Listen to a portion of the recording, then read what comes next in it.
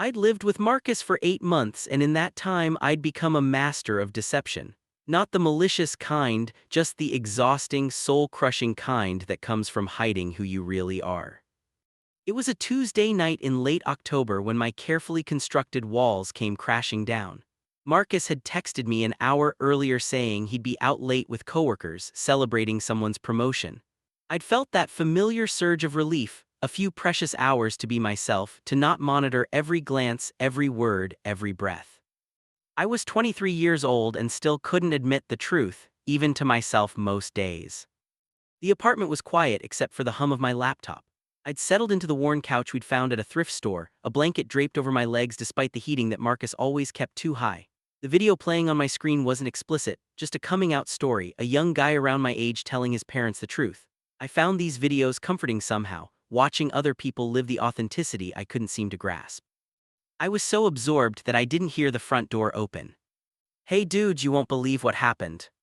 Marcus's voice cut through the quiet like a gunshot. My hands fumbled for the laptop, fingers slipping on the trackpad as I tried to close the browser. But it was too late, the damage was done.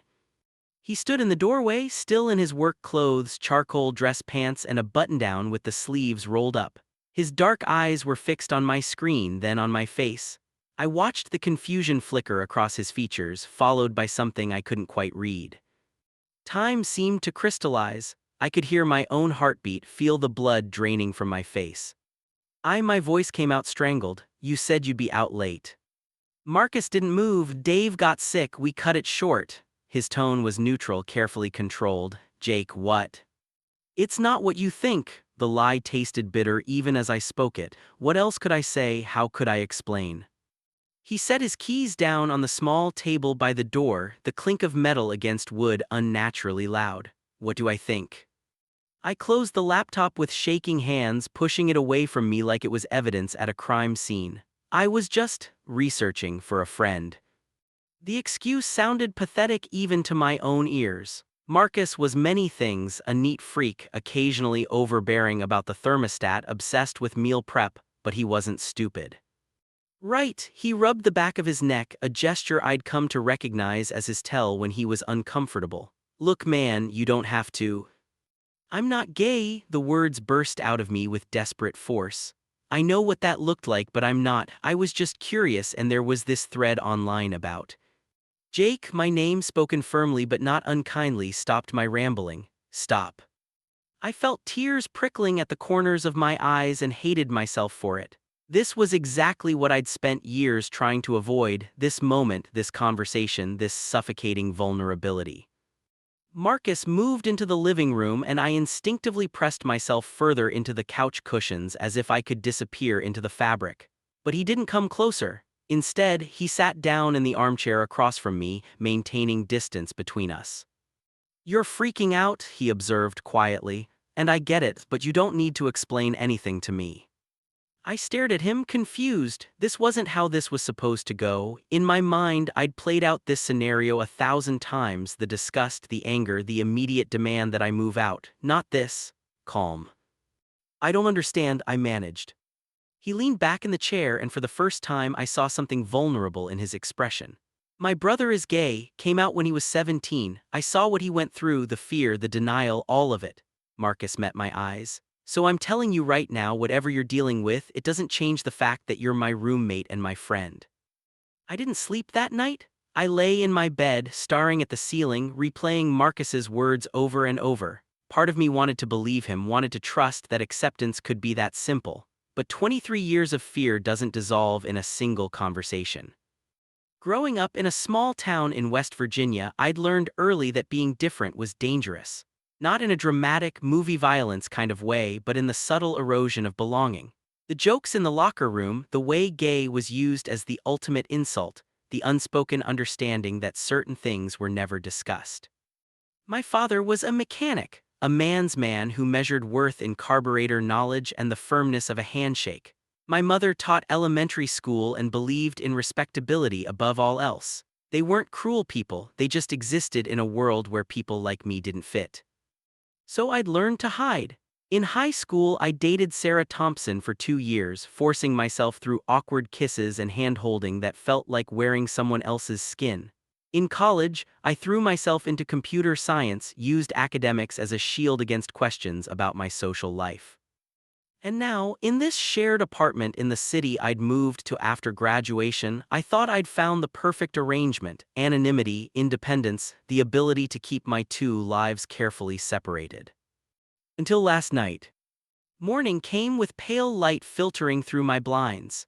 I heard Marcus in the kitchen, the familiar sounds of his breakfast routine, the coffee maker gurgling, the clink of a bowl, the scrape of a chair. For a moment, I considered staying in my room, avoiding him until he left for work. But that was the coward's choice, and hadn't I been a coward long enough? I pulled on sweatpants and a t-shirt, ran my fingers through my disheveled hair, and forced myself to open the door. Marcus was at the kitchen table, scrolling through his phone while eating oatmeal with precisely measured toppings, blueberries arranged in a small circle, exactly 1 tablespoon of honey drizzled on top. He looked up when I entered and I braced myself. "Coffee's fresh," he said, nodding toward the pot, "made extra."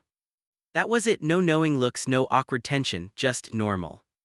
I poured myself a cup, my hand still unsteady. "Thanks." We existed in silence for a few minutes. I leaned against the counter, unable to trust myself to sit. The coffee was too hot, but I drank it anyway, welcoming the burn as a distraction. "Look," Marcus finally said, setting his phone down. "About last night." "Can we not?" The words came out sharper than I intended. "Please, can we just not talk about it?" He studied me for a long moment and I saw him make a decision. "Okay, but Jake, whenever you're ready, if you're ever ready," I meant what I said. I nodded, not trusting my voice. The thing about secrets is that once they've been even partially exposed, they become harder to maintain. Over the next few weeks, I became hyper-aware of everything I did around Marcus. I monitored my comments about people we saw on TV, censored my music choices, second-guessed every interaction. It was exhausting. Marcus, to his credit, acted like nothing had changed. He still complained about my tendency to leave dishes in the sink, still invited me to join his friends for weekend barbecues, still knocked on my door to see if I wanted to split an order of Thai food. But I could feel something shifting inside me. It was like he'd opened a door I'd been keeping bolted shut, and now light kept creeping through the cracks. One Saturday night, about 3 weeks after the incident, Marcus had people over. I'd planned to hide in my room, but he'd explicitly asked me to join, practically begging, really, claiming his friends wanted to meet the mysterious roommate. So I found myself perched on the edge of our couch, nursing a beer I didn't really want, surrounded by Marcus's social circle. There was Tanya, his coworker, who had an infectious laugh and kept everyone entertained with stories from her disastrous Tinder dates. Derek, his friend from college who worked in marketing and had strong opinions about everything from politics to pizza toppings. And then there was Chris. Chris had arrived late, apologizing for the delay with an easy smile that crinkled the corners of his eyes. He was tall, with sandy hair and the kind of casual confidence I'd always envied. Marcus had introduced him as his brother. I felt my stomach drop. "So you're the famous Jake," Chris said, settling into the chair across from me. "Marcus talks about you all the time." "Really?" I shot a glance at Marcus, who was in the kitchen grabbing more drinks. "All good things," Chris assured me, "though he does complain about your dish situation." Despite my nervousness, I found myself smiling. In my defense, I always get to them, eventually. "That's what I tell my boyfriend." Chris took a sip of his beer. "He's a total neat freak, just like Marcus, must be genetic." The casual mention of his boyfriend, so easy, so natural, sent a jolt through me. I glanced around, but Tanya and Derek were engaged in their own conversation, completely unfazed. Chris caught my look. "Don't worry, nobody here cares. Trust me, we've got bigger problems than who I'm dating," he grinned. "Like convincing Derek that pineapple on pizza is a crime against humanity." "It is," Derek called from across the room, apparently blessed with excellent hearing. The evening continued, conversations flowing from topic to topic.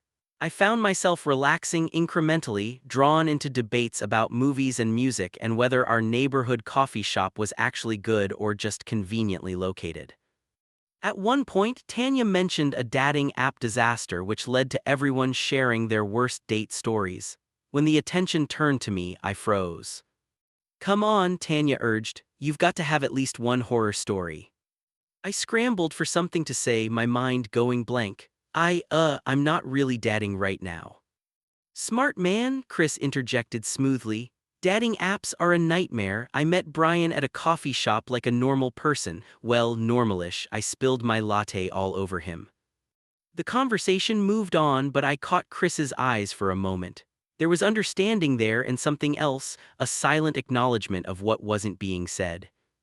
After everyone left, Marcus and I cleaned up in comfortable silence. I was drying glasses while he loaded the dishwasher properly according to his exacting standards. Your friends are cool, I said eventually. Yeah, they're good people, he paused. Chris liked you. He seems great, I carefully set a glass in the cabinet. He and his boyfriend, how long have they been together? About 2 years, they actually just moved in together. Marcus closed the dishwasher and leaned against the counter. It was rough when Chris first came out, our parents didn't handle it well. I went still, the dish towel frozen in my hands. They came around eventually, Marcus continued, staring at something in the middle distance. But those first few years were hard. Chris felt like he lost his whole family for a while. But you, I trailed off. I was an idiot at first, he admitted. I was 16 and didn't understand, said some things I regret. He finally looked at me. But I learned, saw what my brother went through, saw how much courage it took for him to be honest, changed my perspective on a lot of things. The air felt heavy with unspoken words. I knew this was an opening, Marcus offering me a space to share, to be honest. Part of me wanted to take it. Jake, he said softly, you don't have to tell me anything, but I want you to know you're safe here. Whatever you're working through, however you identify, this is your home too. Tears burned in my eyes before I could stop them. I turned away quickly, pretending to focus on folding the dish towel with unnecessary precision. I don't know what I am, I finally whispered. The admission felt like jumping off a cliff. I've spent so long trying not to think about it, trying to be what everyone expected, and now I don't know. Marcus moved closer but didn't touch me, respecting my space. You don't have to figure it all out right now, and you definitely don't have to have answers for anyone else. My family, my voice cracked, they can't know, they wouldn't understand. Maybe not right away, he agreed. But Jake, you can't live your whole life for other people's comfort. Trust me, I watched my brother try to do that, it almost destroyed him. I finally turned to face him, wiping at my eyes with the back of my hand. I'm scared. I know, his expression was kind, understanding, but you're not alone, not anymore. The days that followed felt different, not easier exactly, but lighter somehow. Like I'd been carrying a boulder and Marcus had helped me set it down, at least temporarily. I started to notice things I'd been forcing myself to ignore. The way my pulse quickened when the barista at our corner coffee shop smiled at me, the reason I'd never been able to maintain interest in the women I'd dated, the careful architecture of denial I'd built around myself. Marcus didn't push, he just existed as a steady presence, modeling the kind of acceptance I'd never thought possible. One evening, about a month after his party, I found myself sitting on the couch with my laptop, no longer frantically closing tabs when I heard his key in the lock. He came home from the gym, grabbed a protein shake from the fridge, and settled into his usual chair. "Whatcha watching?" he asked casually. I hesitated, then turned the screen slightly so he could see. It was another coming-out video, a young man talking about telling his college roommate. Marcus nodded. How'd it go in the video? Good, I said quietly. His roommate was supportive. That's good, he took a sip of his shake. Life imitating art maybe. I found myself smiling despite the anxiety churning in my stomach. Maybe. We sat in comfortable silence for a while, then Marcus spoke again, his tone carefully casual. You know, Chris and Brian are having people over next weekend, just a casual thing, pizza, games, that sort of deal, you should come. My immediate instinct was to refuse, to make up an excuse, but I forced myself to pause to consider it. Would it be, are there going to be? Mostly Chris's friends, Marcus said, understanding what I couldn't quite ask. Some from the LGBTQ center where he volunteers, but also just regular people. It's not a big deal just hanging out. The thought terrified me, but it also sparked something else, curiosity, maybe even hope. I'll think about it, I managed. No pressure, Marcus assured me, but the invitation's there. I spent the entire week agonizing over the decision. Going to Chris's gathering felt like crossing a line I couldn't uncross, an acknowledgement of something I still wasn't sure I was ready to name. But Friday afternoon, as I sat at my desk pretending to focus on code, I found myself thinking about that younger version of me. The kid in West Virginia who'd learned to make himself smaller, quieter, invisible. Who'd buried his truth so deep he'd almost convinced himself it didn't exist. Was I really going to let that frightened teenager dictate the rest of my life? I'll go, I told Marcus that evening, to the thing at Chris's. His face lit up with a smile that held no judgment, no pressure, just genuine happiness. Yeah, cool, we can head over together. Saturday arrived too quickly. I changed clothes 3 times before settling on jeans and a navy Henley that Marcus assured me looked perfectly casual. Dude, seriously, stop overthinking it. Chris and Brian's apartment was in a renovated building downtown with exposed brick and high ceilings. When we walked in, I was immediately struck by how warm it felt, not just the temperature but the atmosphere. String lights hung across the living room, comfortable furniture arranged to encourage conversation, photos and art covering the walls. Brian greeted us at the door, a shorter man with glasses and an infectious energy. "You must be Jake, I've heard so much about you. Come in, come in. Pizza should be here in like 20 minutes, but there's beer in the fridge and chips on the counter." People were scattered throughout the space, talking and laughing. I recognized the casual ease of a friend group that had known each other for years. My anxiety spiked. Marcus must have sensed it because he stayed close as we navigated into the living room.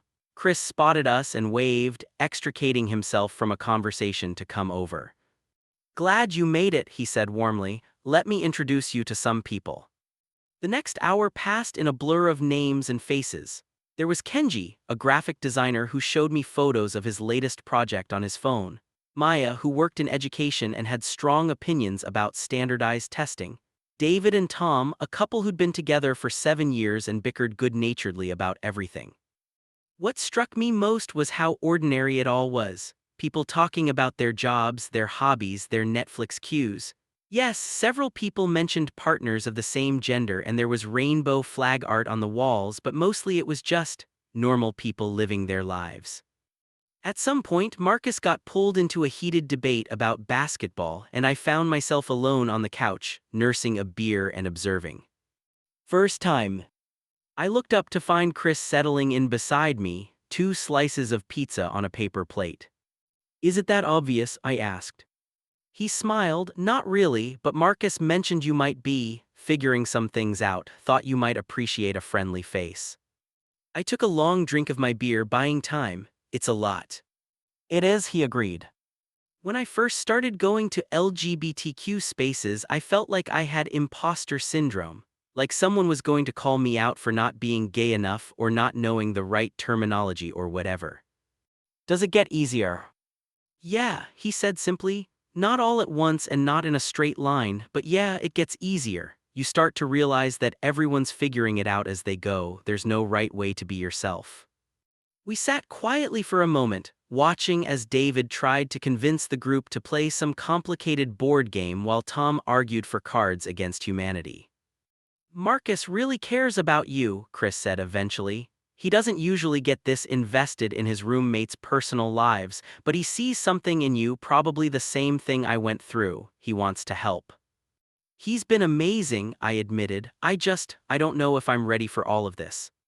"Then don't be," Chris said matter-of-factly. "You don't owe anyone a label or a coming-out speech or anything else. You're allowed to take your time to explore at your own pace. This," he gestured around the room, "is just one option, a community if you want it, but there's no timeline, no pressure." His words settled something anxious in my chest. "Thanks." "Any time," he stood, offering me a genuine smile. "Now come on, we're about to murder some pizza and play a game. Fair warning, Brian is ruthlessly competitive." The weeks following Chris's gathering marked a subtle but significant shift in my life. I started accepting more of Marcus's invitations, found myself more comfortable in spaces I'd previously avoided. I wasn't ready to label myself or make any grand declarations, but I was learning to exist without constantly monitoring every word and gesture. Work became less of an escape and more just work. I'd been at the software company for almost 2 years, stuck in a comfortable but unfulfilling junior developer position.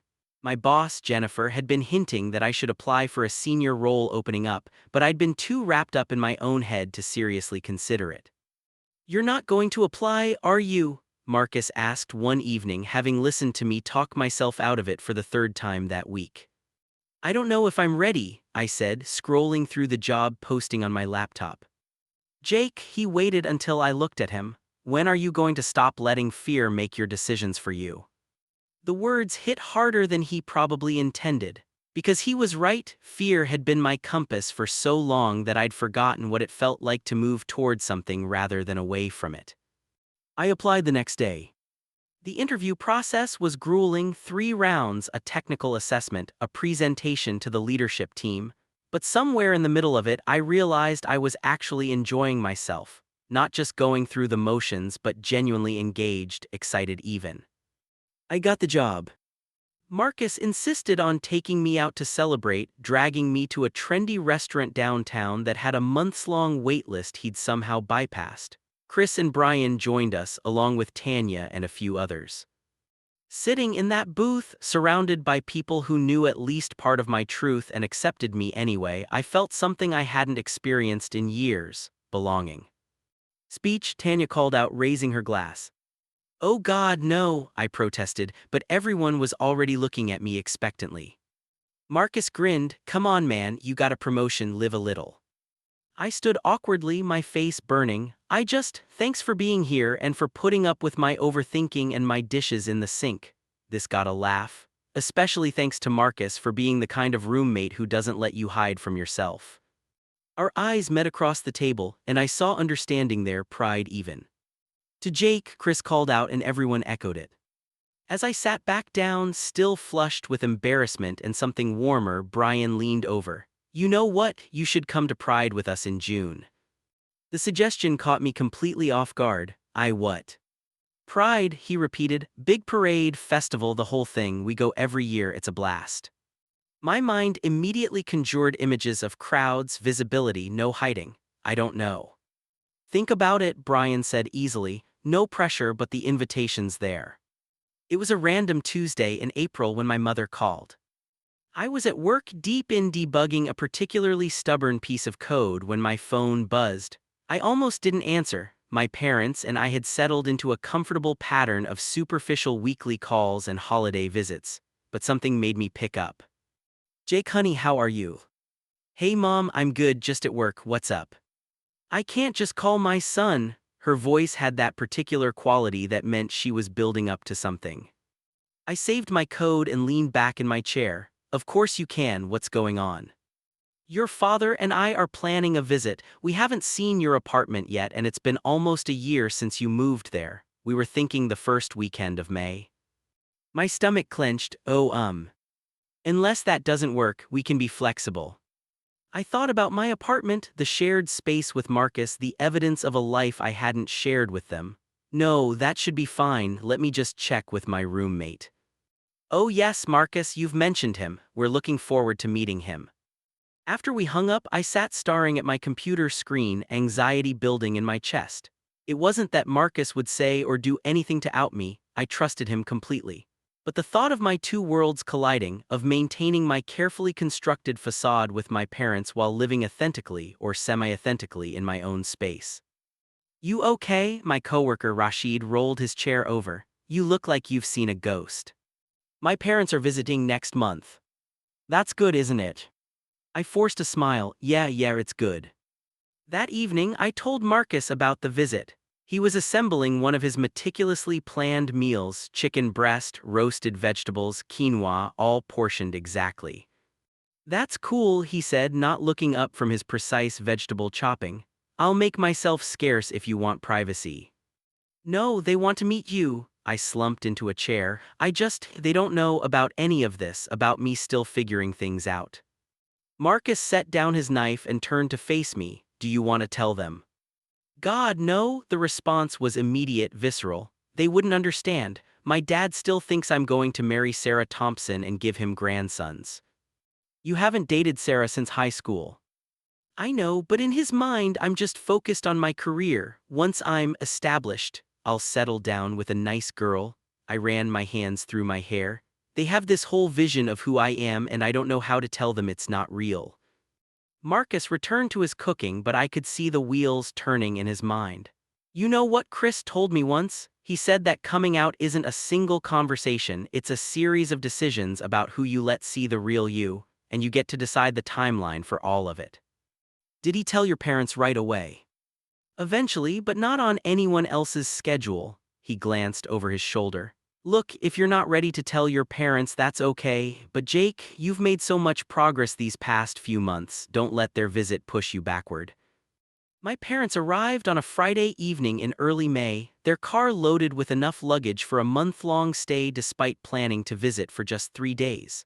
My mother immediately began fussing over the apartment, noting the lack of curtains in the living room, the sparse decoration, the general bachelor pad aesthetic. You need a woman's touch, she declared, already mentally redecorating. My father was more reserved, shaking Marcus's hand with that assessing look he gave everyone, trying to determine their worth in a single glance.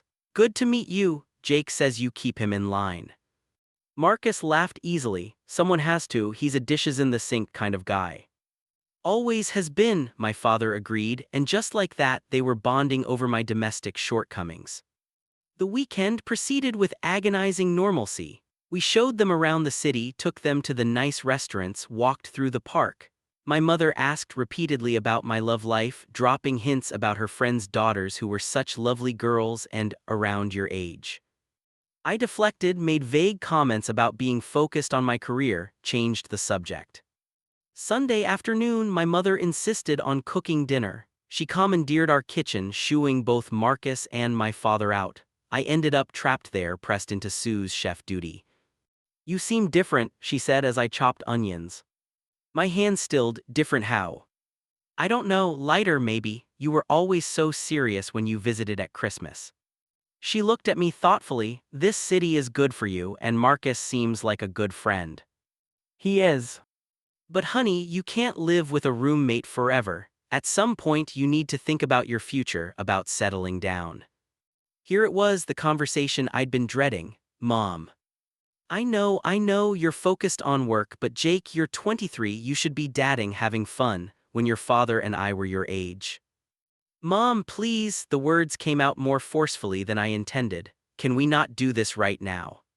She looked hurt and I felt the familiar guilt rising. This was the dynamic we'd perfected over the years, her pushing, me retreating, both of us pretending everything was fine. I just worry about you, she said quietly. You're my son, I want you to be happy. I know, I focused very hard on the onions. I'm working on it. That night, after my parents had gone to their hotel and Marcus had tactfully retreated to his room, I stood in the shower letting the hot water run over me, trying to wash away the exhaustion of maintaining my facade. There was a text from Chris when I finally checked my phone. Heard the parents are in town, surviving. Barely I typed back. Hang in there, remember, you don't owe them your truth until you're ready to give it. I stared at those words for a long time, wanting to believe them. My parents left Monday morning, my mother tearful and already planning their next visit, my father gruffly reminding me to keep my nose to the grindstone at work. I waved goodbye from the apartment doorway, maintaining my smile until their car disappeared around the corner. Then I closed the door and finally let myself breathe. Marcus emerged from his room already dressed for work. You okay? I'm exhausted, I slumped onto the couch. Is it always going to be like this? Like what? Performing, pretending, letting them believe in a version of me that doesn't exist. He sat in his usual chair, giving me space, only if you want it to be. But what's the alternative? Tell them the truth and watch everything fall apart, I laughed bitterly.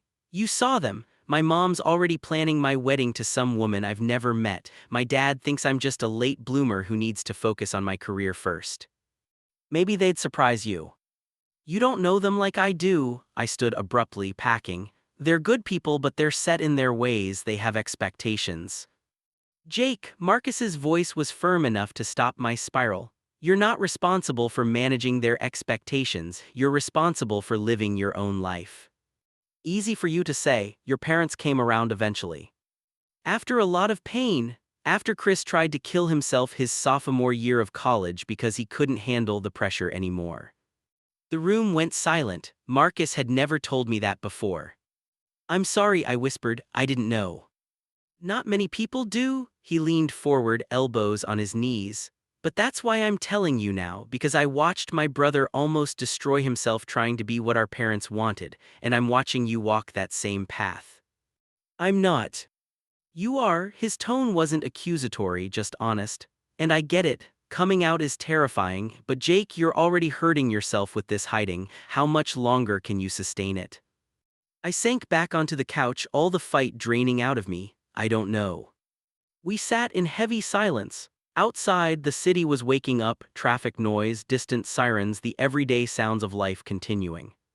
What if I'm not actually gay? The question came out small, vulnerable. What if I'm just confused or going through something, or... Then you're confused, Marcus said simply. So what? You're allowed to not have all the answers. You're allowed to explore, to question, to change your mind. The label doesn't matter as much as being honest with yourself. When did you get so wise? He smiled, took some hard lessons. Chris is a good teacher whether he means to be or not. My phone buzzed, a calendar reminder about the Pride event in June. Brian had added me to the group chat and they'd been planning enthusiastically for weeks. I'd been largely silent in the conversation, still unsure if I'd actually go. Are you going to Pride? Marcus asked, as if reading my thoughts. I don't know, the idea of being in a crowd like that, visible. You know you don't have to march in the parade, right? You can just go, observe, see what it's like. No pressure to do anything but exist in the space. I thought about it, really thought about it for the first time, not as some terrifying political statement but just as an experience, a chance to see what community could look like. Maybe, I said finally, maybe I'll go. The weeks leading up to Pride were a strange combination of anticipation and dread. I threw myself into my new role at work, discovering that I actually enjoyed the increased responsibility and creative problem-solving it required. My team was great, diverse, supportive, the kind of environment where people could be themselves. One afternoon, during a team lunch, conversation turned to weekend plans. Rashid mentioned taking his wife to a concert. Jennifer talked about her daughter's soccer tournament. And then Maria, one of the senior developers, casually mentioned she and her girlfriend were going to Pride. It's our 5th year going together, she said, showing us photos from previous years on her phone. Best weekend of the year. I found myself staring at the images, crowds of people, rainbow flags, joy radiating from every face. Do you? Is it always that crowded? She nodded. Oh yeah, it's massive, but it's worth it. There's something powerful about being surrounded by so many people who get it, you know. I've never been, I admitted before I could stop myself. You should come, her face lit up. We could meet up, show you around, it's really not as intimidating as it looks. Rashid jumped in. Is it cool if straight people go? I've always wanted to check it out. Of course, Maria assured him. Everyone's welcome, that's kind of the point. I left that lunch with Maria's number saved in my phone and a tentative plan to meet up at Pride. It felt surreal, making plans to attend an LGBTQ event with coworkers who knew nothing about my personal journey. When I told Marcus that evening, he grinned. See, the world doesn't end when you're honest about who you are. I didn't exactly come out to them. But you didn't hide either, that's progress. He was right, something was shifting, not dramatically but incrementally. Like I was slowly learning to take up space as myself rather than as the carefully constructed persona I'd been maintaining. The night before Pride, I barely slept. I'd gone shopping with Chris, who had opinions about everything and insisted I needed at least one rainbow item, packed and repacked a small backpack with water and sunscreen and checked the weather approximately 15 times. You're going to be fine, Marcus said for the dozenth time, watching me pace around the apartment at 6 a.m. It's just a parade and a festival. Literally thousands of people showing up to celebrate, no one's going to judge you. But what if I run into someone from work, or from back home, or... Then you say hi and keep walking. He handed me a cup of coffee. Jake, you're overthinking this. You don't have to do anything you're not comfortable with. Just go, experience it, see how you feel. We met Chris and Brian at their apartment and took the subway downtown together. The train was packed with people clearly headed to the same destination: rainbow clothes, face paint, flags of every variant. The energy was electric. When we emerged from the subway station, I was immediately overwhelmed. People everywhere lining the streets, waving flags, dancing to music blasting from speakers, color and joy and unfiltered celebration. Stick together, Brian called out over the noise. Easy to get separated in this crowd. We found a spot along the parade route, and I watched in awe as contingent after contingent passed by. Marching bands and dance groups, corporate sponsors and political organizations, PFLAG parents carrying signs that said "Free Hugs" and "We Love Our LGBTQ Kids." At one point, a group of older men passed by wearing shirts that said "Still Here, Still Queer" with dates spanning decades. Some had canes, some were in wheelchairs, all were smiling and waving. The crowd erupted in applause. "Those are the veterans," Chris said quietly, leaning close so I could hear. "The ones who survived the AIDS crisis, who fought when it wasn't safe, who built all of this so we could have it easier." I felt tears prickling my eyes, overwhelmed by the weight of history I'd never learned, of struggles I'd never acknowledged.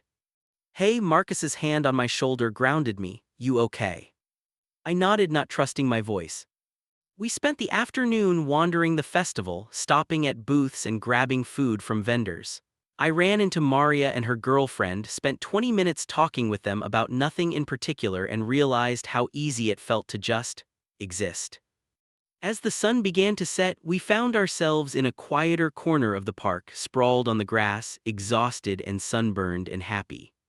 "So," Brian asked, propping himself up on his elbows, "verdict?" It was. I struggled to find words adequate to describe what I'd experienced. It was incredible, overwhelming but incredible. "First Pride is always intense," Chris agreed. "Mine was right after I came out to our parents. I cried approximately 6 different times." "I'm at 3 so far," I admitted. Marcus laughed. "I'm impressed you held it to 3. As we sat there watching the park slowly empty, I felt something settle in my chest. Not answers exactly. I still had so many questions about identity and labels and what my future looked like. But something else: permission. Permission to explore, to question, to exist in the uncertainty.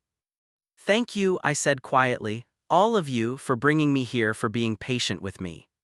"That's what we do," Brian said simply. "We show up for each other." 3 weeks after Pride, I got a call from my mother that shifted everything. "Jake, I need to ask you something." Her tone was different, not accusatory but serious in a way that immediately put me on edge. "Okay.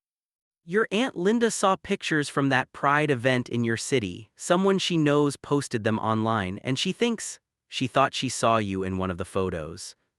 My blood ran cold. "What?" "In the background of some picture, she sent it to me." There was a pause. "Jake, is there something you need to tell us?" I sat down hard on my bed, mind racing. This wasn't how this was supposed to happen. I wasn't ready. I hadn't planned what to say. "Mom, because if there is, you know you can talk to us, right?" Her voice wavered, and I realized she was scared. Not angry, not disgusted, scared. Scared of what this meant, of saying the wrong thing, of losing her son to something she didn't understand. "Can I call you back?" I managed. I just need a minute."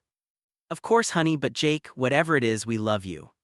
She hung up, and I sat frozen, phone in my hand, the weight of the inevitable crashing down. Marcus found me 20 minutes later, still sitting in the same position. "Jake, what happened?" I told him everything: the photo, my aunt, my mother's question. "So what are you going to do?" he asked gently. I don't know how to do this." "There's no perfect way," he said, "but you can't keep running from it. That phone call is going to happen whether you're ready or not." He was right. I knew he was right. I called my mother back 2 hours later, after packing my room enough to wear a path in the carpet. after practicing and abandoning a dozen different speeches. "Mom, it's me." Jake, relief flooded her voice. "Are you okay?" "I was at Pride," I said, the words tumbling out before I could stop them. Aunt Linda was right, that was me in the photo. Silence on the other end. "And I went because I'm trying to figure out who I am, and part of that is accepting that the word caught in my throat. "I'm gay, Mom, or bi or queer, or I don't know exactly what label fits, but I'm not straight, and I'm sorry I didn't tell you sooner, but I was scared and I didn't know how and—" "Jake," my mother's voice cut through my rambling, "slow down, just slow down." I forced myself to breathe. "How long have you known?" she asked quietly. "I don't know, maybe always, maybe just recently, it's complicated." "And you thought you couldn't tell us?" "I didn't know how you'd react. You and Dad, you have this whole vision of my life and I—" "Let me stop you right there." Her tone shifted, became firmer. "Your father and I want you to be happy, that's all we've ever wanted. If we gave you the impression that our expectations mattered more than your happiness, then we failed you, and I'm sorry." Tears were streaming down my face now. "You're not upset?" "Oh, honey, I'm sad that you felt you had to hide this from us. I'm worried about what you've been going through alone, but upset that you're gay? No, never." "What about Dad?" "Let me talk to him first, give him time to process. You know how he is, he needs to think things through." She paused. "But Jake, he loves you, we both do, this doesn't change that." We talked for another hour, me trying to explain my journey, her asking careful questions, both of us crying and laughing and figuring out how to navigate this new honesty.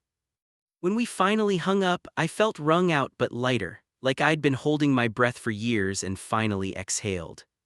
Marcus appeared in my doorway. "How'd it go?" "Better than I thought, worse than I hoped, somewhere in between." He smiled. "That sounds about right." Epilogue 6 months later. My father called me 3 days after I came out to my mother. The conversation was awkward, long pauses, careful words, neither of us quite knowing how to bridge the gap. But he ended with, "I love you, son," and that was enough for now. They visited again in September, and this time was different. My mother didn't ask about girlfriends. My father didn't make assumptions about my future. We talked about work, about the city, about Marcus's basketball team. On their last evening, over dinner at our favorite Italian restaurant, my father said, "Your mother told me you might bring someone to Thanksgiving, if you're seeing anyone." I nearly choked on my pasta. I'm not dating anyone right now." "But if you were," he continued, carefully not meeting my eyes, "they'd be welcome, just so you know." It wasn't a perfect acceptance. There were still moments of discomfort, still phrases that didn't come naturally to them, but it was real and it was trying and it was love. I did eventually start dating, tentatively, awkwardly, with all the inexperience of someone who'd spent years avoiding this part of themselves. There were good dates and terrible dates and everything in between. Marcus remained my steadfast supporter, my roommate, my friend who'd changed everything. That night he walked in on me watching a YouTube video. The night that had felt like the end of the world but turned out to be the beginning of my real life. Chris and Brian became fixtures in my world, along with their whole friend group. I volunteered at the LGBTQ Center, started attending a support group for people navigating coming out in their 20s. Work continued to be great. Maria and I became close friends, bonding over code and queer culture in equal measure. I even got promoted again, leading a small team of developers on a major project. Life wasn't perfect. I still had moments of doubt, still struggled with internalized shame, still had to explain myself to relatives who didn't understand. But I also had community, authenticity, and the freedom to exist as myself. One evening, almost a year after that fateful night, I found myself back on the couch, laptop open. But this time I wasn't hiding. Marcus was in his chair, scrolling through his phone. We existed in comfortable silence, two roommates sharing space. "Hey," I said suddenly, "thank you for everything, for that night, for pushing me, for being exactly what I needed." Marcus looked up, surprised. "You don't have to thank me for basic human decency." "Maybe not, but I'm going to anyway," I smiled. "You changed my life." "You changed your own life," he corrected. "I just didn't let you run away from it." "Still, thank you." He nodded, accepting it. You're welcome. Now, are we ordering Thai food or not? I'm starving. I laughed, pulling up the delivery app. Thai sounds perfect. And it was simple, ordinary, perfect. Just like the life I'd finally given myself permission to live. The end.